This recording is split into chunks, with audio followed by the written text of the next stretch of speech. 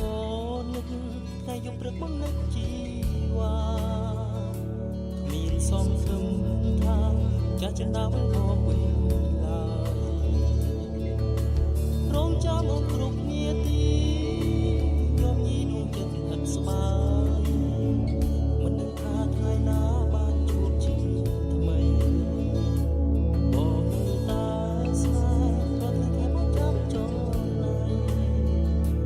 ហេតុអ្វីក៏ស្រេកថ្លៃតែចាស់ឡៃទៅឆ្ងាយចាំបងវាកាយស្ដាយចិត្តផ្ទះក្តីអ្វីៗក៏បងទៅបងចោលនៅសូមនោះ